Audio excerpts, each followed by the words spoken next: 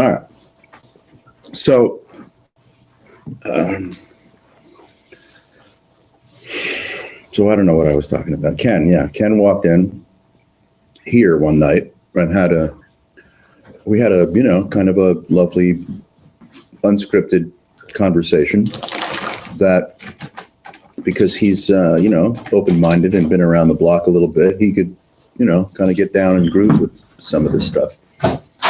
And it struck him, it had an impact on him, which it can, of course. And last week, I think when I, saw him, he told me even then, a year ago, whatever, it still has its impact on him. And he's kind of been meaning to participate, once again in one of these conversations, but hasn't yet. So I just, of course, told him he's always welcome, and we'll keep an eye out for him. Yeah. So so I took the liberty to email him after our conversation last week to share with him what we did on Thursday, since they were so kind to share with me what they did on Thursday. So I think a few of the other folks at the Star group may have seen the video. Oh, so long together. Night Sky, Star. Yeah. Seems like it was just That's the full name of the group, just the Star Group, that's it? No, but that's something else.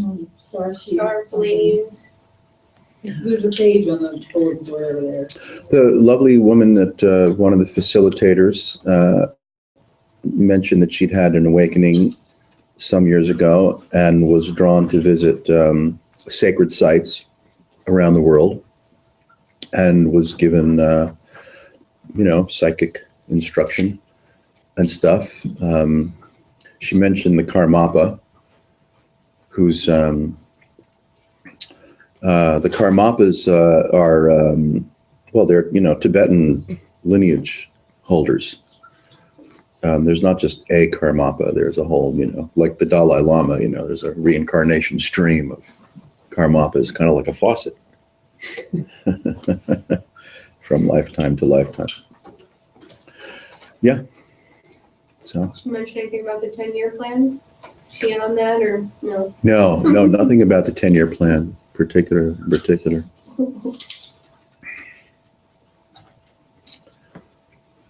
Yeah. So, any themes? Any ideas? What's your take on moral realism versus moral relativism? Well, define them first so that we can. Well, the thought that there can be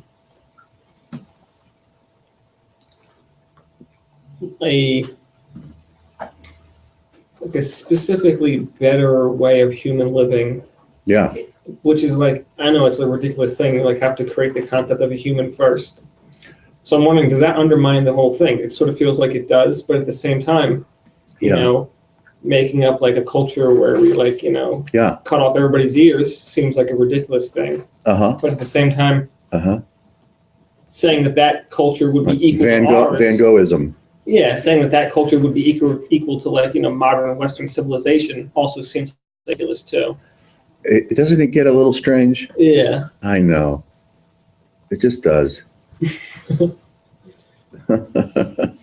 Once, you could say, let's just say to be, blatantly presumptuous about everything, right? Yeah, once you like after the fact. Yeah, once you put your foot in the pool, or once your mind, whatever that is, touches, an idea, once imagination is lit, then you have a world, for better or worse. And you can, participate in the imagination of that world or will participate in the imagination of that world. Yeah, I don't mean to interrupt you again, but that's where it gets me, because it seems like there's no way to not participate. It's going to happen, and not participating is participating. So then it's like, all right, well, Yeah. and I just seem like I'm naturally going to do this and not start cutting my ears off and forcing other people to do that. So Right. it's like, I guess it's sort of like looking for a purpose, or Sure. Yeah. and then, I had heard an interesting thought one I hadn't heard before, was that Yeah. the best culture geared towards finding knowledge in search of that, of whatever the best Right. information would be, is the best culture. But it's like, Right. that assumes that there is something at the end to find. Now, it might be a good path Yeah. to stay on in for the duration of it. In the middle, but when there's no end, it also seems Yeah. a bit ridiculous as well. Well, let's say today, if there were one, is the fruition of everything that has come prior to today. Like, today is the first day of the rest of your life, right? Junk food or not. Yeah. So we've given, or the culture has given, the species has given the Buddha a fair trial, and Jesus as well, and Muhammad as well, and Baha'u'llah as well. And, who's that guy that's been in jail for Charles Manson? We gave him a shot, right? That's what I was thinking. So everyone has had their shot. That did happen. Mussolini had his shot, and Franco had his shot. Hitler had his shot. Trump is about to have his shot, and I put them in the same grouping somewhat deliberately. And what the fuck? Could we say that? Could we say anything about whether religious ideology or political ideology or financial ideology, have they arrived? Have they delivered a culture that, if followed, diligently, loosely, with some degree of sincerity, has brought the minions of that belief system to some kind of, enviable fruition? Yeah. What does that mean about progress too? Is there ever any reason to stop? Yeah. Yeah. Not much. Or maybe, Right. Well, you could say this kind of, curious and, I would suggest, very intimate conundrum is exactly that. If the mind touches anything at all, we can see that it's capable of imagining past, present, future implication, moral dilemma on one coin versus another coin, whether it's worthwhile to articulate and help to construct a society that would lend itself to sustainability and call it spiritual wisdom, right? Or whatever you're into. Maybe you're into something else, like wearing a coat made out of hamster skins. So then you might want to construct a society that did that, just to be kind of silly about it. But when the whole matrix, can we say, of one's imaginative factors comes either mildly or sometimes painfully crashing down, and you're left to face a certain kind of vague disorientation, where if you don't touch any belief whatsoever, that can either rattle your soul, and or it can also open portals to something that is not representational. So this means that one can play with the opportunity, the possibility of fasting. Not in this case, caloric fasting, though that comes in handy too in the middle of our, snack orgy. But But the fasting that we're playing around with is fasting from the notion of, well, there's a lot of notions that we, are engaged in voluntarily or involuntarily. Time and self and space and morality and ethicality and spirituality and what to do about.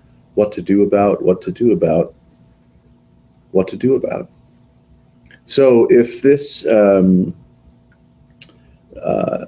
invitation to play around with, explore what it might look like or feel like to fast from ideation,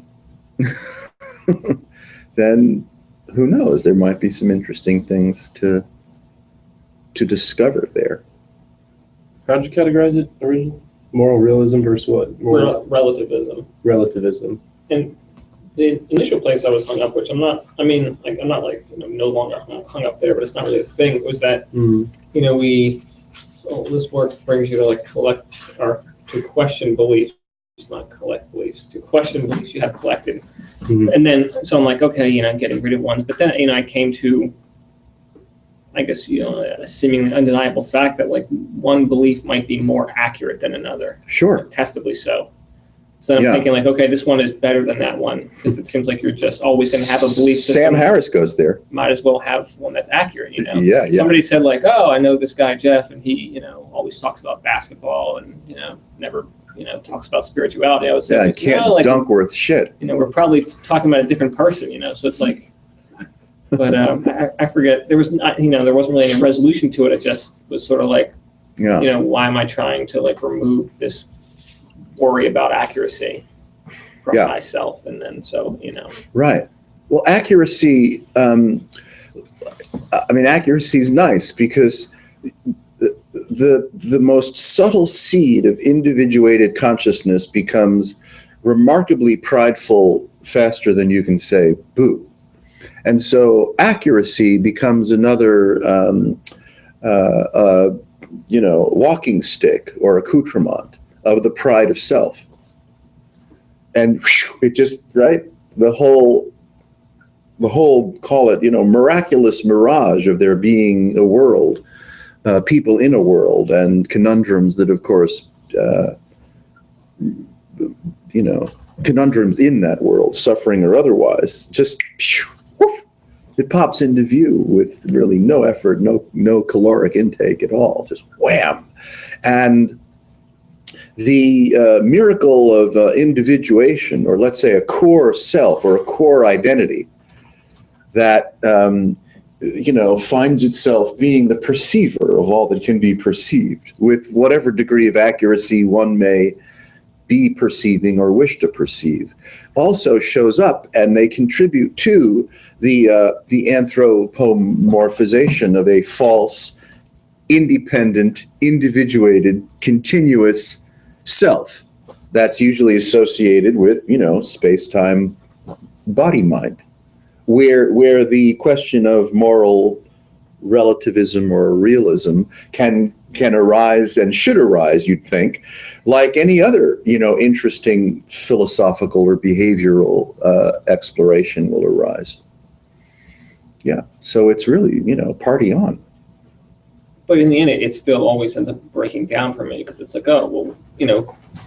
has living based off accurate beliefs is more useful, but to what end? Why are you even doing that? I don't think the species got here, wherever here might be, by virtue of living with accuracy, right? Yeah, you just no way, no how. Yeah.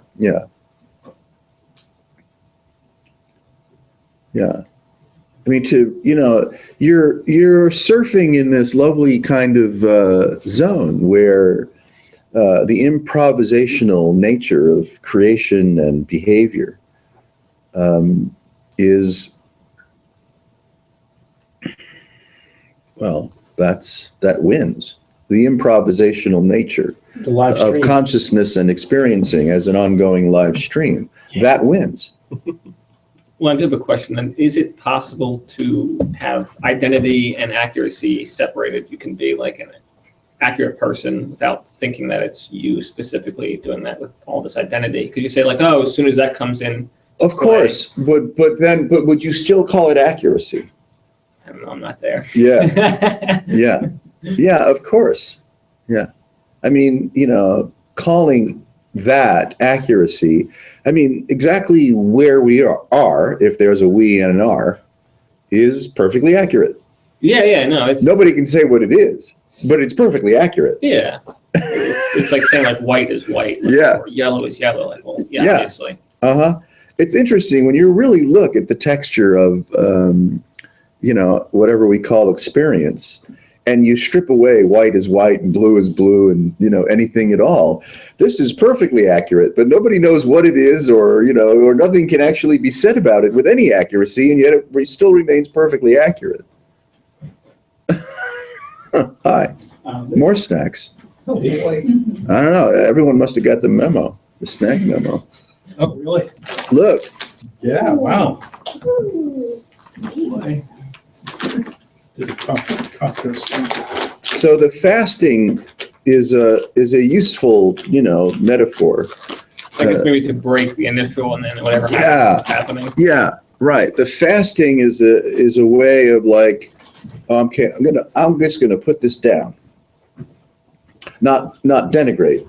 Just leave it alone. Lay it right. Leave it. Just put it down. So what we call the mind, though it may appear to be continually besieged by the next seduction, right? Needn't be. And that's a really kind of thrilling and curious place to hang out, even if just for a moment or two, occasionally, to actually have what I would call a direct encounter with a absolutely fasting mind. Right? This is still whatever it is or isn't. You don't know what it is or isn't. You don't care or need to know what it is or isn't. The question of morality and or accuracy is no longer, really on your shoulders. And there's a certain No, I'm good, thanks, Amy.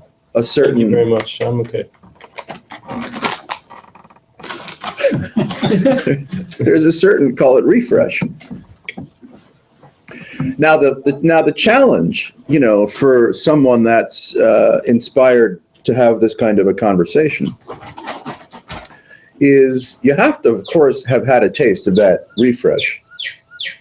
And you have to complete the snacks, and we're going to. Children's toys. I think they're all coming alive. We're about to die. We're going to be slaughtered by children's toys inhabited by demons. Okay, good. Yeah. I was getting nervous there for a moment. Yeah, so there's a certain craving that gets lit inside of you once you've had a few moments of conscious encounter with a fasting mind. Because you still, let's say, exist. You haven't gone into a coma, and yet there's no content. And you're like, I don't know what that is. How is it that I'm still, let's say, me? Conscious is whatever conscious means. There's no content at all. In my mind, in my soul, in my emotion, I don't have any regrets. I don't have any addictions for a few minutes, and that's really nice. Doesn't last. We added that for a few minutes. Really, just for a few minutes, right? I mean, you're so wiped clean, and this is irrefutable, and this has visited you, because if it hasn't visited you, you wouldn't be here. And if you were here by some mistake and this thing hasn't visited you, you're not going to stay here for long. You might be polite the first time you come, but you will never see you again. So something has already occurred to you, in you, and as you, which we could speak of with no reserve as absolute liberation. It didn't necessarily last. It didn't necessarily become, angels singing for the remainder of your life. But you have no doubt that you've been party to being wiped clean, and you really don't know what that is. But it sure didn't suck, and it'd be nice if it might came back and visited again. It was quiet there. Yeah. So that, you could say, is the hallmark of someone who, turns the volume up on a certain quality of, seeking, or a certain quality of contemplation.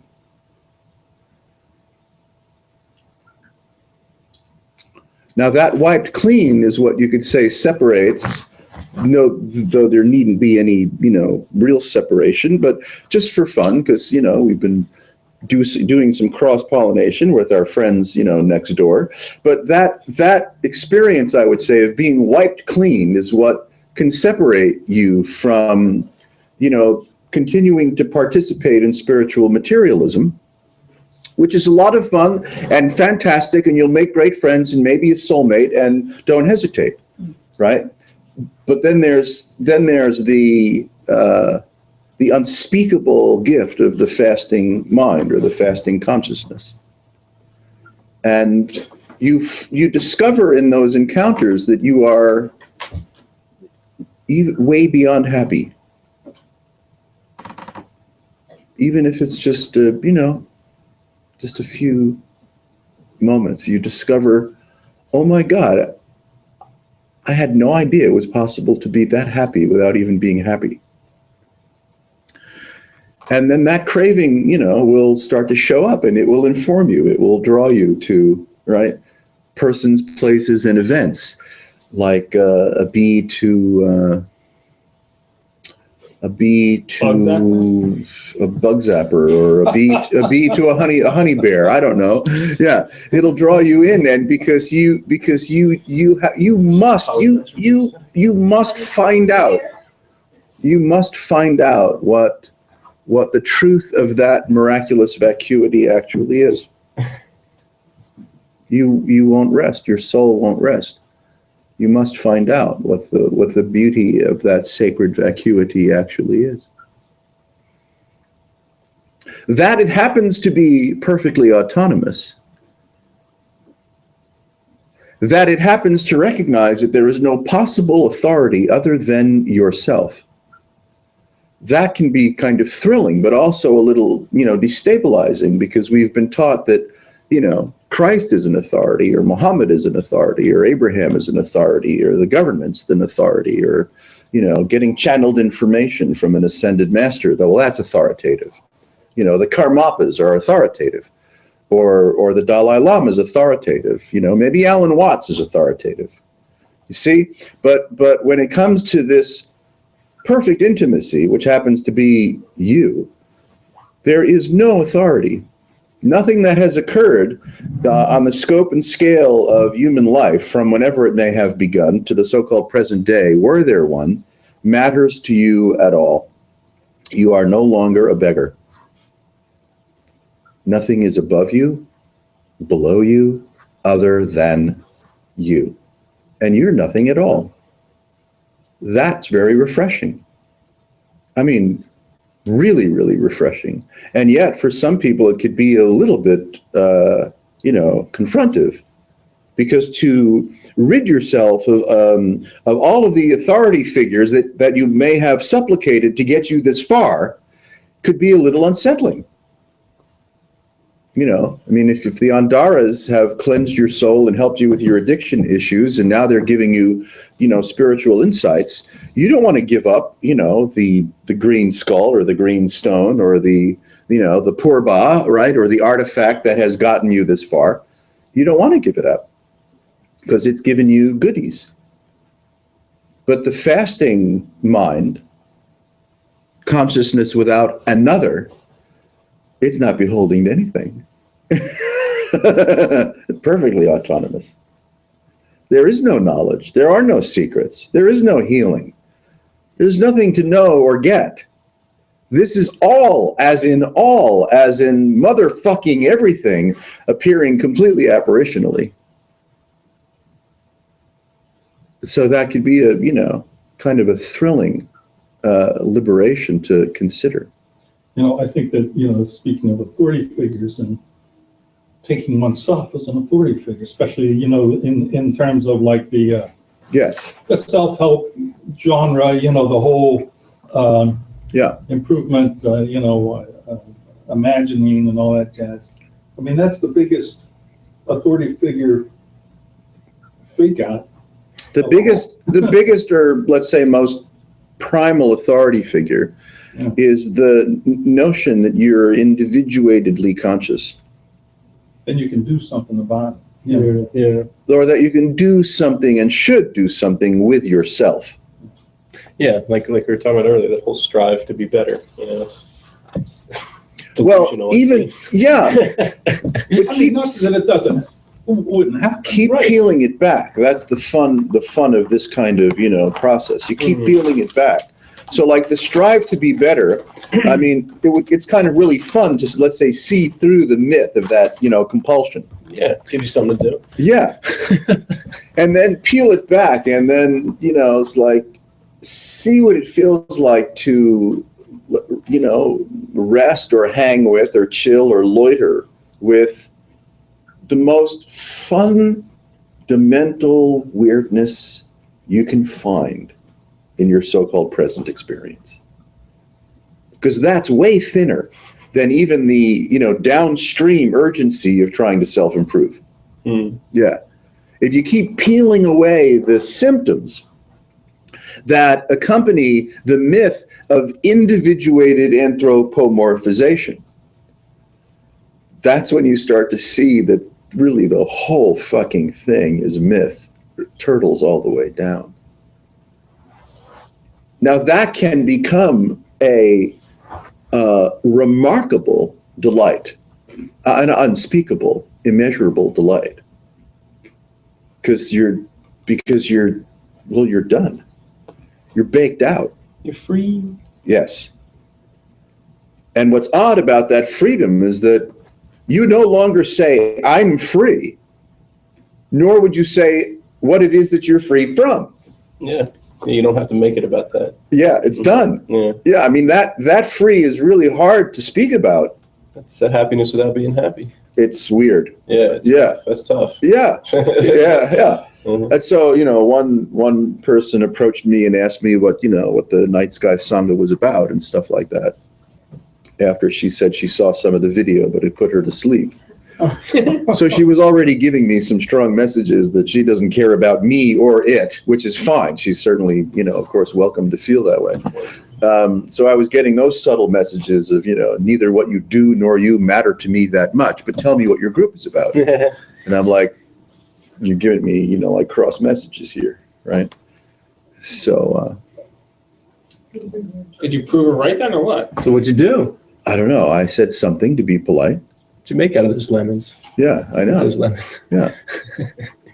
I said, I don't know, we have an intimate encounter with consciousness conversationally. And then she was fast asleep by the end of that sentence. She was snoring like a baby. It happened again. Already sorting through her purse while you're talking. Well, it can be confusing if somebody's just going to tune into an audio cast, and there's all kinds of banter going on, stuff like that. Yeah. And people are already into it and they're sort of coming in new. I can understand it'd be pretty disorienting. Yeah. I don't know if that's what she meant. But Yeah. Way to stick up for her though, Jamie. I know. Really appreciate that. I know. I'm glad you Really came to her. Yeah, I'm glad you came to her aid. Yeah. And then she said, oh, there's a lot of stuff on YouTube. It was another dismissal. But, that's fine. When you really unravel the way that we communicate with each other, right? And the messages that we're putting forth, right? Explicitly and or subterraneanly. We're all transparent fools. That's not difficult to see because because we all are all made out of absolute bullshit. Yeah. Now, seeing that we are all made out of absolute bullshit, can give you not necessarily any kind of advantage. There's no advantage to have, but you let's say you have the the joy of not having to defend yourself. Jamie's got your back. Don't worry. Yeah, Jamie. Yeah, don't make fun of my friend Jeff. I'm afraid throw all of us under the bus and just defend everyone. Well, All the especially if there's money or snacks to gather after everyone's body is, it's all my Quaker miss. Yeah, it's a Quaker thing, yeah. Well, We come to the aid of anyone that's being criticized. Yeah, well, I mean, this is a,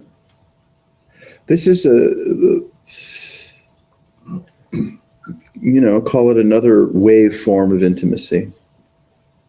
But the intimacy now is really unraveling the, very clever, if not beautiful, trickstery nature of consciousness itself. And that's an acquired taste. What had bothered me up until about 5 minutes ago was, I could accept that everything that you're saying, obviously is just more conscious experience, but Yeah. I always thought that, like, okay, you'll never be able to know if that is not referencing an actual objective world. Like, you might exist somewhere, and I always thought, like, okay, well, then that sort of means that you should be careful because it's, a conscious world based off something else. Yeah. Until about, like I said, 5 minutes ago, I was like, okay, but why worry about that world then? Yeah. If it's there. Yeah. Why care? Yeah. Yeah. This is great because, this is so subtly iterative, Yeah. really subtle. Kind of thrillingly so. We usually play in realms of expression that are, superficial. But as one's contemplative, prowess starts to really consider, the lusciousness of what experience is, looking like and feeling like, and how it's conjuring, then that loyalty that one has to the core imagination of myself starts to relax. Really, really relax. And then the being is unadorned. Your being, whatever that is, presence, whatever that is truly unadorned. So in a sense, we're going fishing for another, call it, encounter with whatever it was that brought you to this kind of conversation in the first place, which was the effortless absence of yourself.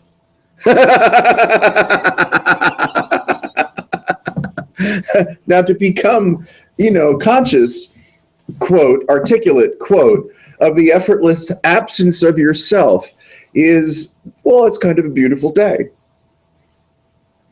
Because now it's not,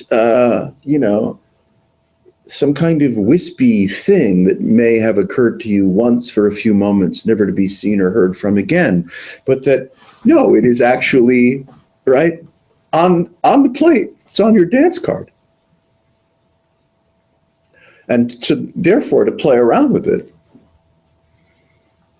to do a little rumba with the effortless absence of yourself it's kind of neat. Because it's not so far away or foreign as, we might be conditioned or told that it is. No, it's actually closer than close. And the dropping into, right, whatever this is, just irrefutability without metaphor, irrefutability without metaphor, irrefutability without representation. Oh my goodness. Oh, it's me again. I remember what it felt like to be unadorned.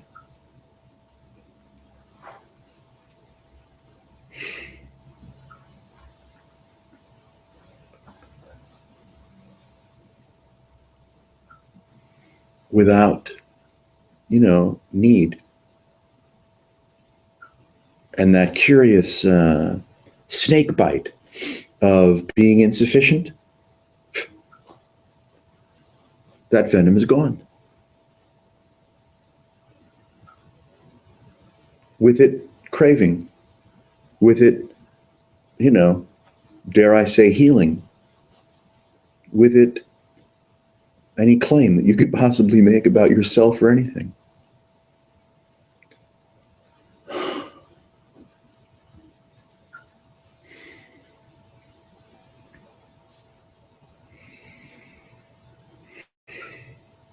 Did something happen before now? In your imagination, maybe.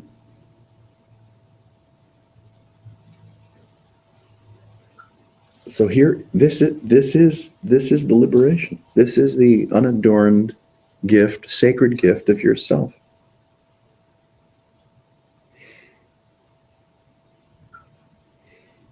The resting in it, or the, you know, tinkering with it, is, you know, why the Buddha said life is short. Get to it. You know, he was, in that way, he was, you know, strongly encouraging. Hey, life is short. This is a precious human birth. Find out what this is. You know, try not to fuck off so much. Everything is forgiven, of course, but try not to fuck off so much. Really feel this. It wasn't, his intentions were not punitive. You know, they were affectionate.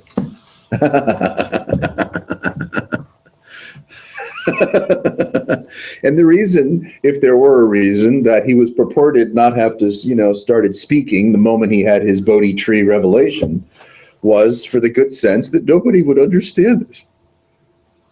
Because it's so wiped clean, right, of the slightest seed of reference, that how do you even begin to speak about it without telling a million lies? He was like, I'm not going to say anything. You know, he had his bout with Mara. You know, he dispelled Mara, who just went into the ether. The Buddha remained on his asan, you know, enlightened. He had an acorn thing on his head, of course. You know. Probably pythons or cobras, you know, were surrounding him. Right? Stuff like that. He was so chill. He was like, I'm not going to say a word. You know, but of course the suffering, right? The suffering, which is, you know, the world, beckoned him. Please, please help. Like the sirens that took Ulysses, would have taken Ulysses and the whole crew to the rocks. The sirens came beckoning the Buddha. He was like, okay, for your sake, I'll speak. And look what happened. Just a fuckload of confusion. He was right.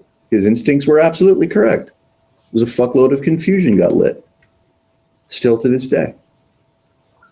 More fuckload of confusion now. And it could be even fuckier now. Yeah, it's like 2,000 years to get really fucky. And it worked. And we don't, I mean, you know, no one in this room was there when the Buddha woke up, or maybe we were. I don't, you know, who knows? Yeah, we could have been. Whew. It was really trippy when you really start kind of sinking into that, like, no, really, like, nothing, maybe nothing actually ever happens. And I know there's, like, so many layers to that, you know, and I've heard it a million times, it's not anything new, but, like, Yeah. it's like I was trying to place just anything of, like, something that happened, and it was like, everything has to be an imagination. There's absolutely nothing happening now. I always seem to just be some kind of attention in a scene. Yeah. That's just attention in a scene. That's right. And it's always very similar in a weird way. It's just, it's like, what if nothing actually, that's all it ever is That's all it ever is. Attention in a scene, attention in a scene. Yeah, that's right. It's just, it's says just too one much. vignette after another. You happen to be the star of the show and you're not even getting scale. It's like death of a salesman all the time. It's like death of a salesman all the time. Yeah. Because it's like, if you hear something like the climate change thing where you're like, oh my God, 10 years. It can kind of put you in a weird arrest where you're like, well, I'm not going to do anything. Why would I learn anything or do anything? There's only, you know what I mean? Like, Yeah. if that's not Right. It's just you and random, or it's not even you, it's just like Well, someone kind at of. least you could learn how to play the fiddle. So when the end comes, you, you see, you're taking up the fiddle. Electric violin, but yeah, that's what I thought. I was like, well, I don't know, maybe I'll play a really epic, There you go. not likely. I must have read your It'll mind. probably be a mediocre beginner tune. Yeah. I frightened a guy once in this meeting because I was being, involuntarily psychic. I was just free associating like all I know how to do. And I was free associating on stuff that was just hitting him like exactly where he was. And he was like, "Whoa." Nice. And I wasn't trying to pick on him or anything. I wasn't even trying. It was just, that weird kind of serendipity that every little weird meme that was showing up in my head was like, bing, bing, bing. He was like, I got to get out of here. That was pretty funny. He was an interesting guy. That's a very different orientation. Yeah. I mean, that's Oh. what the fuck? Phew. Yeah. Like this one scene after another, you mean? Or just a single scene, wherever Yeah, I mean, the scene is. yeah. Well, Peter will often remark on this observation that it's very tricky. You could say it's the staccato nature of experience appearing as indeterminate bites of association, right? You feel a certain way, a physical sensation, perhaps an emotional sensation, something appears in mind, you move the body, a story comes in, a story goes out, it lights up something else, and to us it appears as if you're enjoying or suffering from some kind of continuity that you even might suggest you are, willfully performing. But it doesn't take long to look at your own mind and go, it's a fucking nut house. It's certainly not willful. And then to see even more deeply that each little, let's say, morsel of recognizable experience is absolutely autonomous. And and you can't even find a perimeter of when it came into being or for how long it hung out and then it went out of being, because it's just ongoing. Wouldn't you say Streaming. that it's autonomous, but it's only autonomous when you get outside of the I hate to say present moment.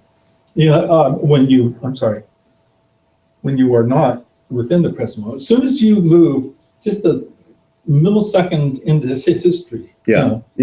then all of a sudden it's all anecdotal and you're wafted. See how quickly what we call ego gets lit.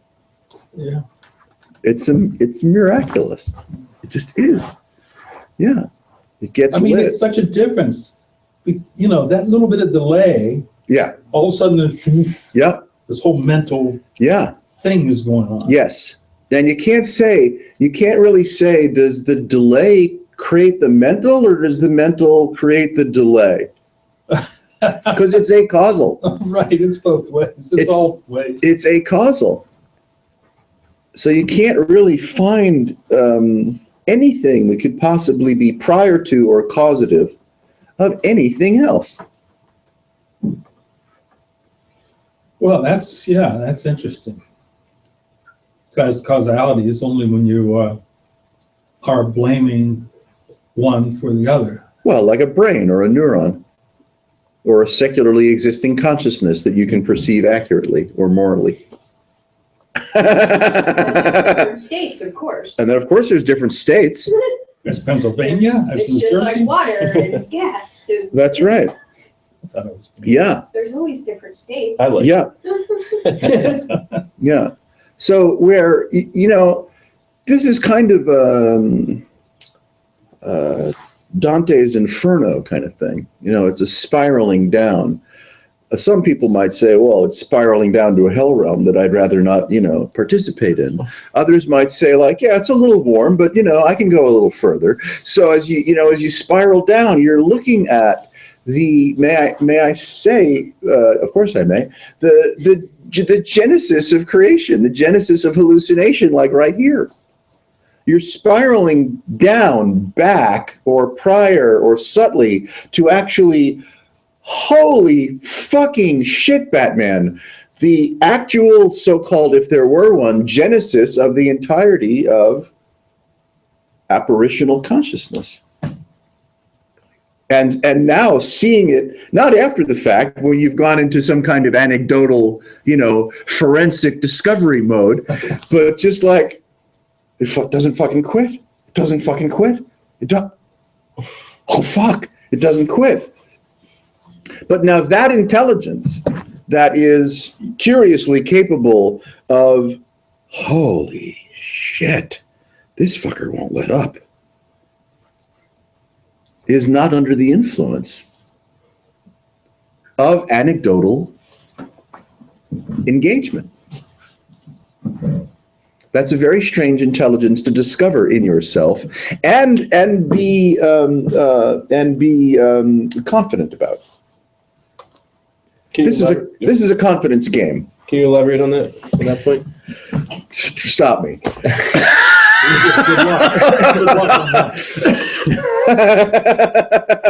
This is a confidence game. Mm.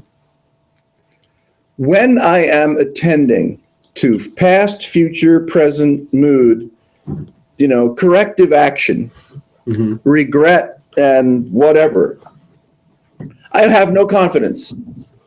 I'm without confidence. I'm a dupe for supplication, for Andaran crystals, for persons that have had, waking up experiences and can talk in tongues. I'm a total dupe because I have no confidence. Like Donald Trump running for president. Like that. So I think that there's something other than me Really do. that's possibly having a better time than I am. And fuck, I don't want to have less than the best possible time that I could possibly have. What do you think? I'm an idiot? I don't want to have anything less than the best possible time that I could have. And if I think you or your guru or your ascended master or your meditation technique is having a better time than I am, well, fuck you, I want in. I'm human, damn it. That's right.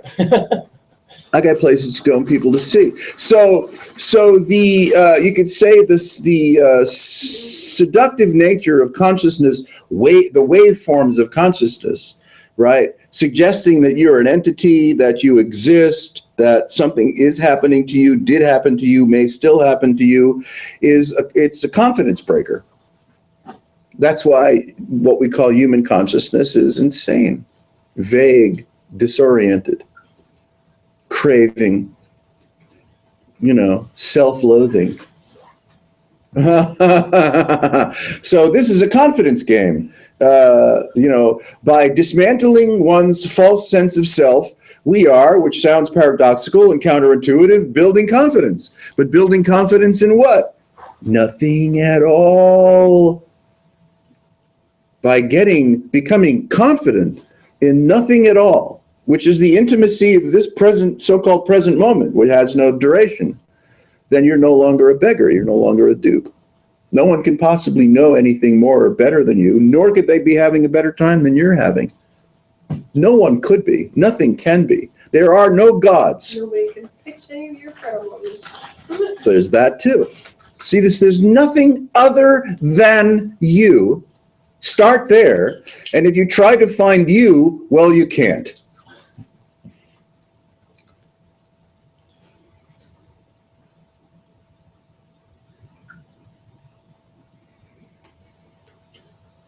Who could possibly tell you anything if you've discovered that you are unadorned bliss? Who could seduce you? No one. That's the confidence I'm referring to. Mm. Paradoxical. I mean, yeah, of course, words are fun. Yeah. Start substituting the word consciousness with confusion. Good plan. That's going to make my consciousness less confusing. So, That's right. yeah. Yeah. Makes it easy. You really see, it's poignant. It's That's right, man. It's That's poignantly so. Perfect causal way to deal with things. It's poignantly so as you for fun. I mean, there has to be a thrill right here. If it's, Yeah. it's despondency, it won't go that far. there has to be a love element. There has to be a really strong sense of affection. Mm. But now the love is not sensual. It's not interpersonal. It's like, this is in love with itself, and you're welcome to get on board. That's a different kind of love than love of other or love from other. It's like, oh my God, this is dripping with the thrill of its own self-discovery. That's love. And so then one is capable of finding with that kind of love, not despondency, because despondency won't take you that far. Love can really, it can really launch you. So you approach your own consciousness through, let's call it an atmosphere of affection or an atmosphere of love, an atmosphere of really, deep, deep care, let's say.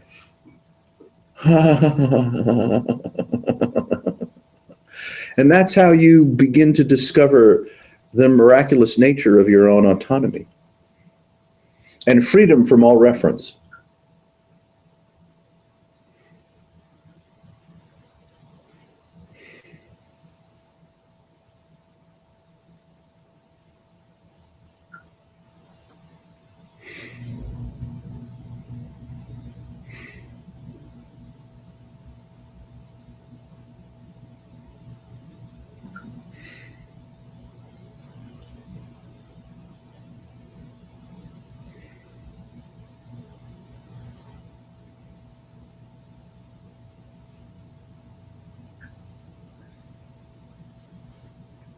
What we call arising may persist, but it hasn't knocked on your door to ask you if you want to come out to play. Arising will appear to persist.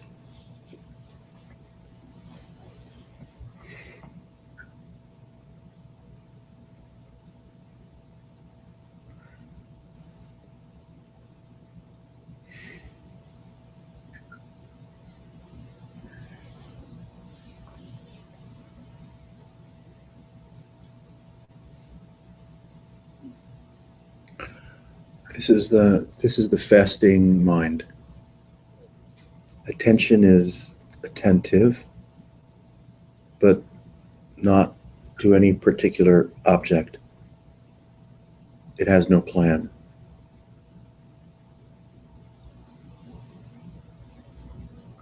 It's discovered itself as the most profound affection, objectless affection.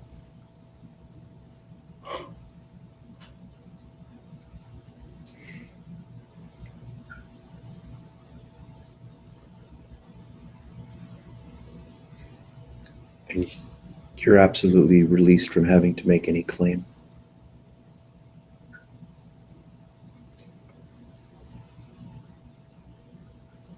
And you're no longer being strangled by the the codependent pain that someone could possibly having more fun than you are.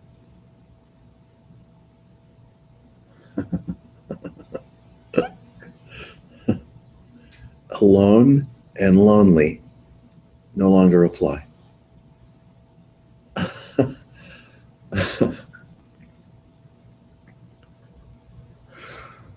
Everything that appears in consciousness, regardless of how subtle or not, it's a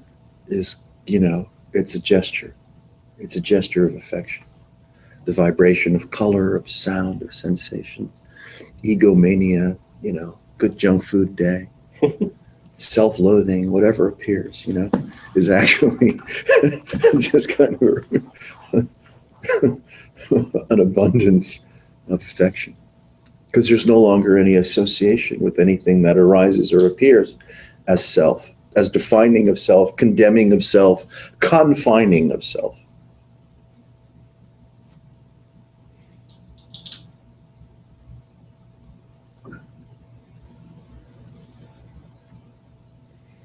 Now, maybe that's saying too much, I don't know.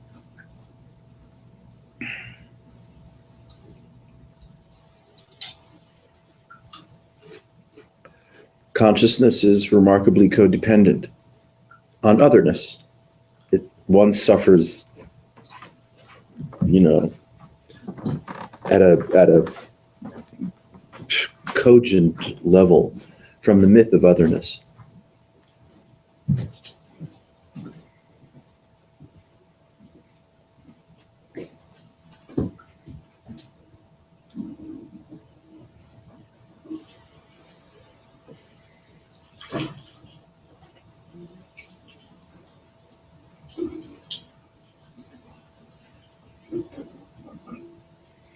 And you naturally become, a little more playful, perhaps, adroit at discovering how consciousness is self-hoodwinking.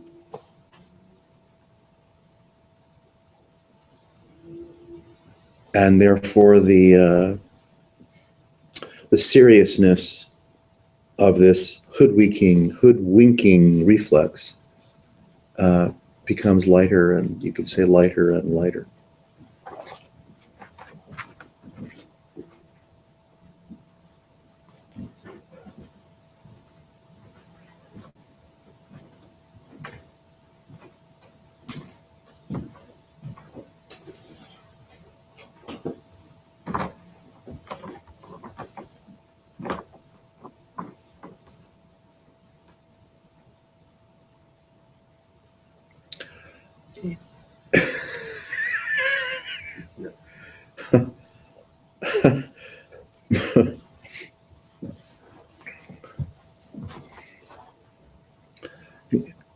Anything that could be spoken of as energy, I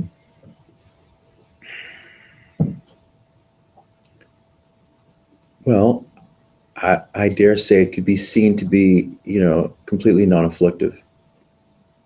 Big energy, small energy, unruly energy, chaotic energy, sattvic energy, tamasic energy, rajasic energy, on and on and on and on. It's completely non-afflictive.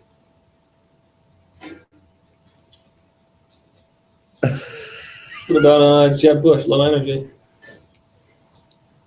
Right. Low energy. Yeah. Yeah.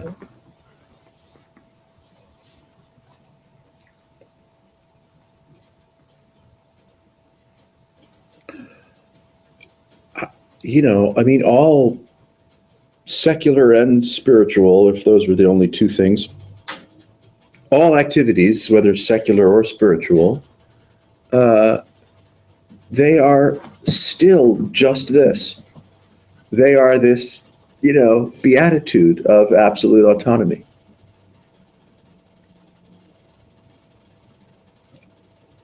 And though they may, appear to be, let's say, clumsy and indulgent,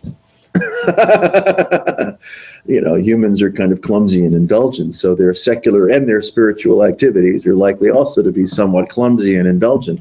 But even despite the superficiality of all endeavor, they're all still in celebration of this,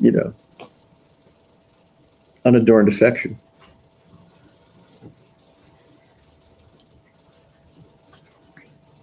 And there's no rhyme or reason for where,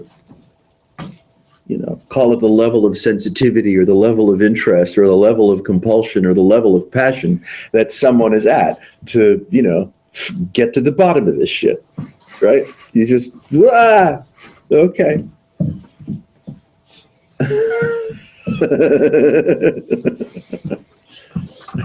Such an incessant search. It's fun. Yeah. Sure. Yeah. It has an incessant, it is incessant. It's fun. Yeah. Consciousness is incessant. It's insatiable. I have to concur. Yeah. Mm-hmm.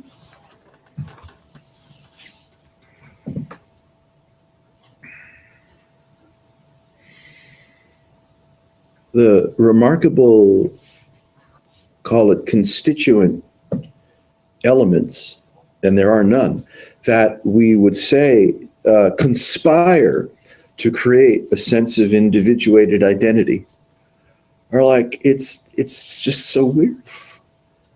What, if you're really, took out your big eraser and said, yeah, not that, that's bullshit, not that, that's a symptom, fuck that, no, that can't be it. You know, you just erase all these, erase all the superficialities that show up, You're like, well, wait a second, what am I really?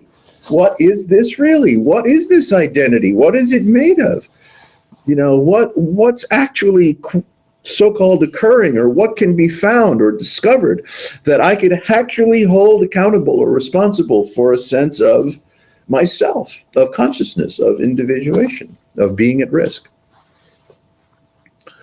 of, the curious mythic vibration of body, mind, space, time. I know what it is. Oh, you do? It's a certain je ne sais quoi. It's certainly je ne sais quoi. That's right. The French. I knew the French were responsible. Yeah. I knew it. It's Pepe Le Pew, the skunk. Monsieur Le Makes a Pew. lot of sense. Yeah, definitely. Now it Womanizing makes skunk. perfect sense. A womanizing skunk is responsible for all of the suffering in the universe. Pepe Le Pew, get him! With a scarf. With a Well, what's it called? It's not called a scarf. Of course. It's called something else. womanizing skunk. Lascar. Le scarf. No, French have an entirely different name. Yeah, probably. Garrotte. Yeah. Different. Jean Klein wore those. He was cool. He knew what this was all about. He wore that garrote because he knew who was responsible for everyone suffering the way that they do. Friends with Pepe, apparently. That was Probably met with Pepe privately on Yeah. several occasions. Have you All seen access Monsieur Le pack. Pew? Yeah, the whole Access Hollywood packets. Hey. That's the secret bloodline. It just leads back to Pepe. I did hear a lovely anecdotal story about Jean Klein recently that I'll share with you, since he's dead and no one really cares. The person that told me the story was dining with Jean privately, just having lunch. It wasn't necessarily a thing, and a dog shows up from wherever. So Jean gives the dog something to eat, and then deliberately pets him on the head several times, and then turns to his companion and said, "So he will remember." He did that for his friend's benefit? No, for the dogs. The dogs, yeah. Right. So I remember what? Did he pat him on the head? Is that the enlightenment touch? Yeah. The dog's like, I'm good. Next lifetime, direct path. Get fed and As all soon of a as that the sudden. dog wasn't already The dog well, could I have think been his Lakshmi the princess. cow.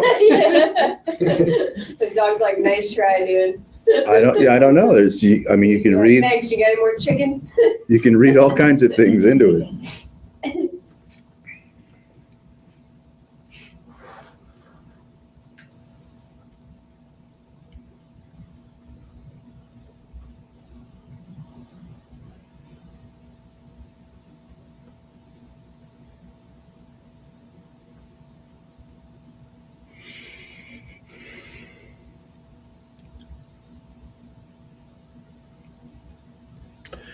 As you, organically start to pierce the veil of conformist reality, and you become, just more, let's say, lucid or elastic within the, the comfort and familiarity of your own consciousness.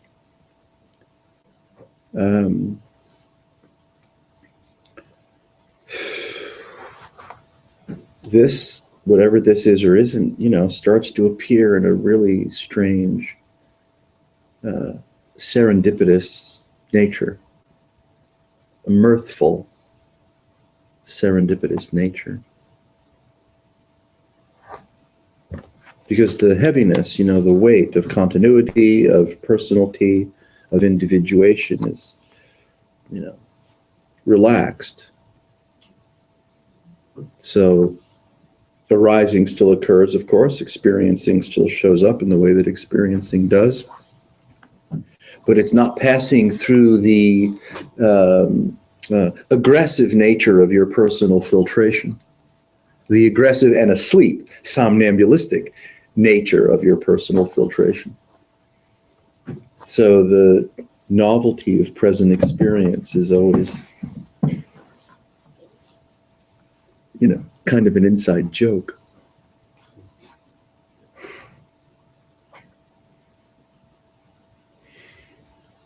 And you don't have to make anything up about it specifically. Even with perfect non-specificity, all that's, appearing as you and in you and to you is just kind of an inside joke. It's, it's another gesture of hello. Yeah, I know you. And we're not aggressively and involuntarily processing the mystery of present experience through an organizing mind, right? An organizing structure, which puts everything in some kind of temporal or spatial file cabinet, and then draws silly causative conclusions between one dreamscape or one vignette and another. Very arbitrary. Isn't it lovely? Yeah. Arbitrary is like off the table at that point, because it's like, it's like if you were trying to compare like what's happening right now to like a dream that you had 2 days ago. Yes. Arbitrary is like, what? No, it just doesn't make any sense. Like Yes. there's just nothing. Yeah. Not Arbitrary assumes that not even a little bit. there's this kind of sense or that kind of sense. Yeah. What you're saying. Start. There is no. You start with arbitrary, and then you'll forget how to spell it. Yeah. It's just so curious to, drop through, in a sense, nested layers of what reality might be pretending to be.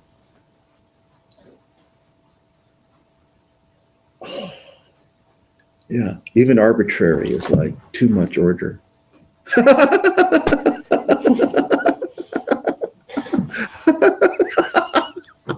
That's fucked up.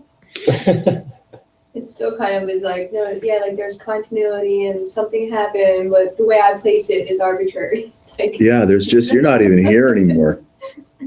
Or you could say the exact opposite. You could say it's absolutely rock solid, but it's totally delusional. Rock solid delusion. I'm down with that. Yeah. Because it's not at all arbitrary if you have to defend it.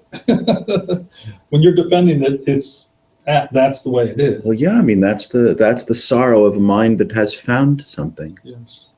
The sorrow. Yeah. Yeah. Woe is me. Yeah, that's the great lamentation of a mind that has found something. Yeah. It's total heresy, isn't it? To suggest that you might enjoy yourself by resting in absolute incredulity. It is heresy. It's complete heresy, because everyone expects you to pay your taxes at a minimum, and wear, sneakers without holes in them, and, smell socially acceptable. I know, just check for everything. Oh my, so fucking okay. I'm getting there. Yeah, right. So you see, there's so much pressure placed upon us, by whomever, the society, the media, the expectations, the political banter, the violation, just the vague violation of the species against itself places so much pressure for, conformists showing up, that it becomes a heresy. That if this were done nothing at all and reality was just winking at you all the time, no one would even know what to do with that. Rabble. Yeah. Yeah. To be free from the, entitlement of any kind of expectation, any kind of deliverable, any kind of, rights to, can we say, personal fulfillment. That's free. When even the, the entitled insistence on personal fulfillment has left town. And it didn't even give you a reach around before it got on the bus. What a bastard.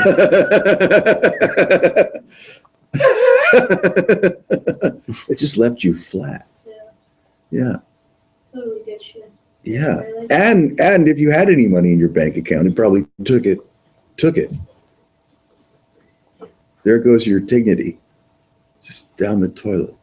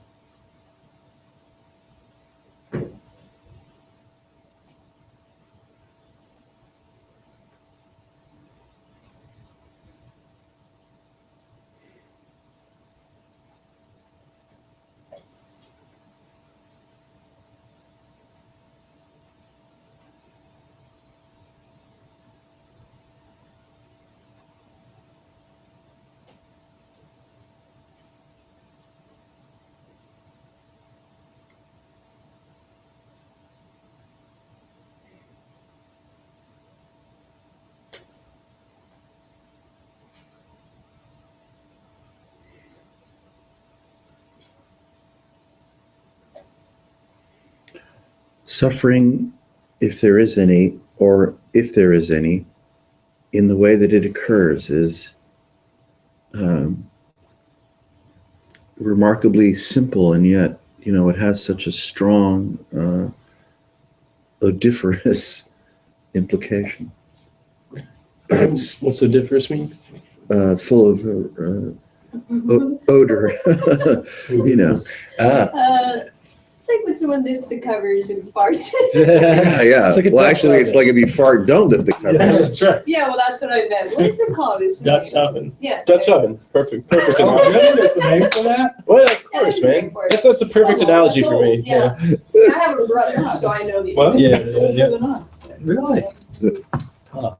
That one escaped you. What can I say? I know. So, It's great.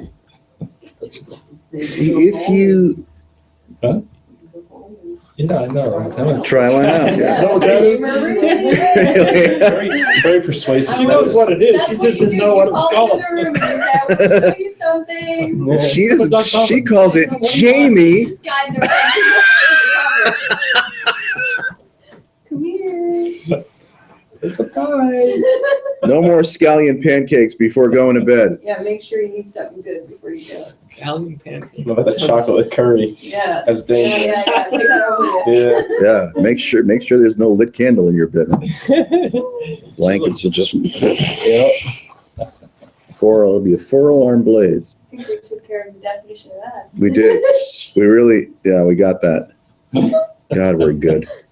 Any questions? Any questions, Dutch oven? Any questions?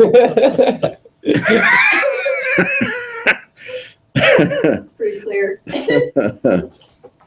You see how we tend to get entangled with irritabilities that show up, in our own mind before anyone else is criticizing us, perhaps even before we've gotten out of bed that day. We can be assailed by regrets and plans and frustrations and, accusation of all kinds. And we're like, I got to jump out of bed because this is just too fucking horrible. I'm going to have a cup of coffee and go to work and I don't have to listen to this shit anymore.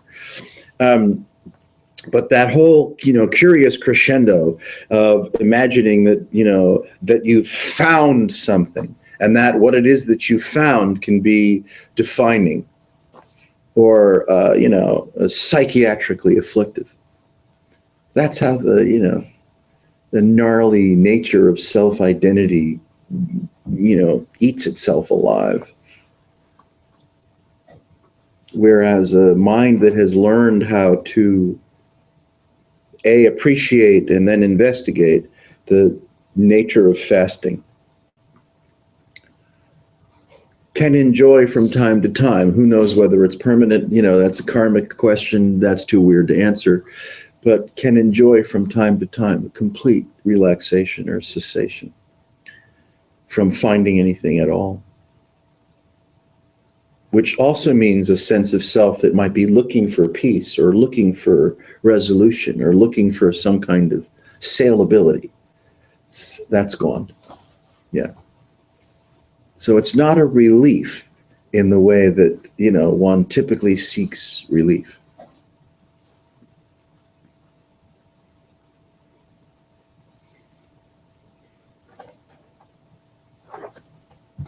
So the game plan is to discover that intelligence and do shit, whatever that shit might be, that returns you to or reinforces an encounter with that intelligence. You nourish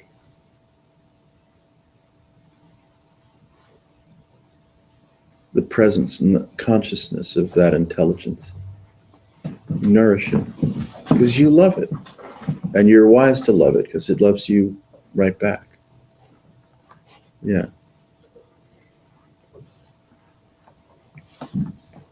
And this is not about being,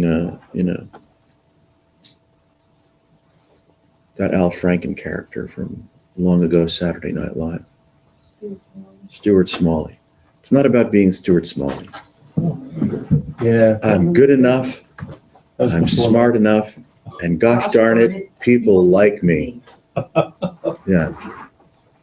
He was doing affirmations. In the mirror. In the mirror, yeah. We say the affirmations. It was pretty there funny. in the mirror. Okay. Yeah. That's what's about. Yeah. I mean, that's cool. If you need to do affirmations, to stay away from off-track betting, go, all right, fine, that's fine. But we're talking about, something else.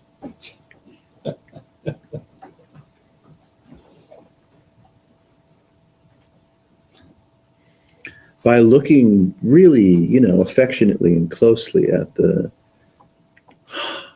texture, the nature, the beacon, the throbbing of consciousness itself, the expressive, like, I got you, I got you, I got you, If you really look at it, you can see, you become a consciousness whisperer. And the consciousness quiets down.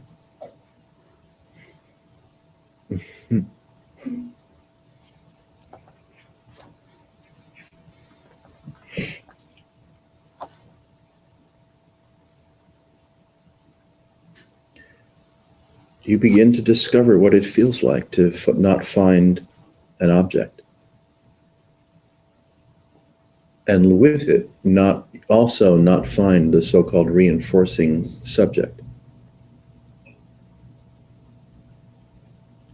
And not get panicky when that happens. And you don't get panicky. Or you pass through it. If you're lucky, you do it enough, right? Yeah. Enough so-called practice, enough encounter, Yeah. that you pass through Absolutely. the panic. Yeah, you got to have that panic or you're probably not going to move on. Yeah, that's right. Panic is part of the equation, I think. You pass through the panic.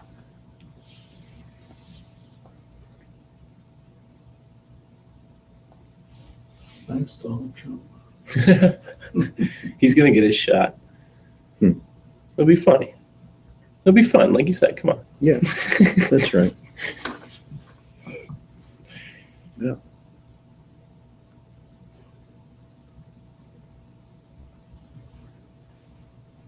No. The stupid white male, angry at a world that he doesn't understand, responds through egregious condemnation. Oh, as long as we're on it, it's normally going. As long as they just keep growing pot, we can get through the day. You can see this. So far, is a domestic video. Yeah.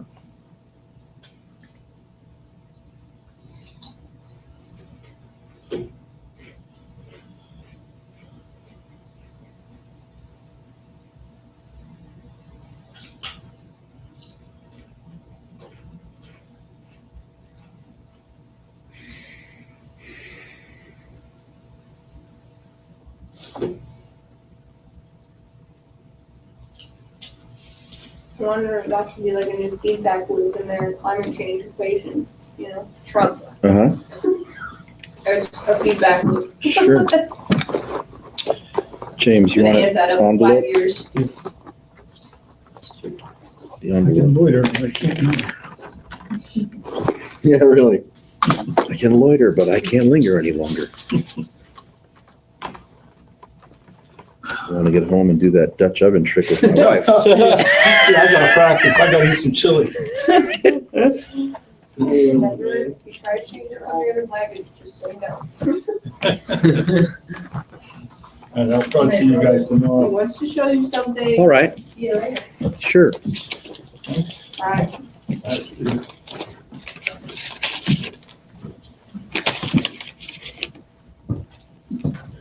Oh, I'm gonna take my almonds. They're last call for almonds. Yeah, don't forget those almonds. Almonds? You know, I'll have a few before you go. Are they just dry roasted almonds? Yeah, salted, you know. Yeah. Wow. No, I've had more was there than something wrong? I've had more than my handful. I'll have books some. these Thank you, days. Jamie. I'm Ryan, by the way. Ryan. Yes. How am I ever gonna remember that? Yeah, yeah, it's gonna be tough. If I said his name was Dave, that might be easier. Right. Ryan will work. See. Take care. All right, James.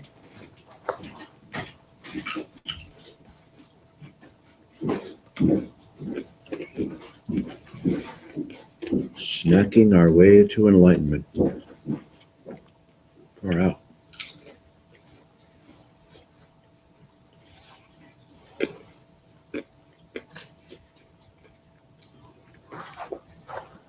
Is that gonna be your follow-up book to I Am Fat? I am fat. It's my first book. The other way around. Yeah. Missed my Yeah, book you're last right. week. Enlightenment, and then I Am Oh, Fat. your book's real good. Yeah, My I Am book is Fat should dope. be the sequel, that's true. Yeah. I'm trying to remember some of the chapters. Complete Impermanence was one of them. Nice. My chapters were so cool. Good I book. should have wrote them down. Well, you know, you go.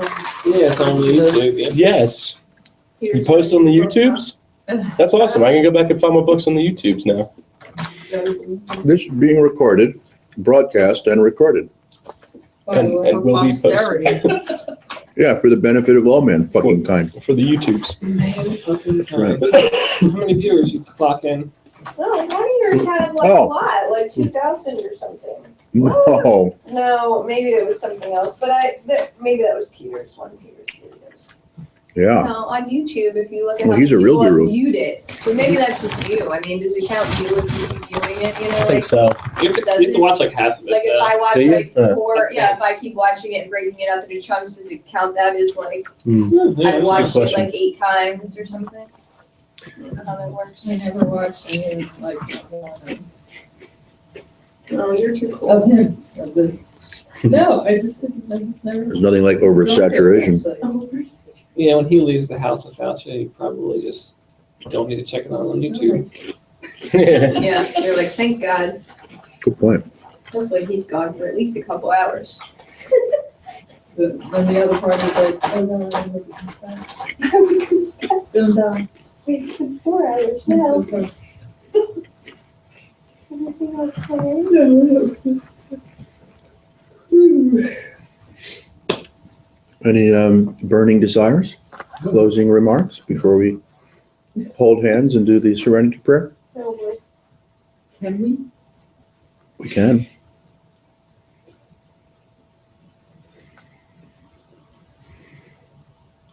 Right, All right, then. keep coming back. It works. Keep coming back. It works if you work it. Jesus Christ.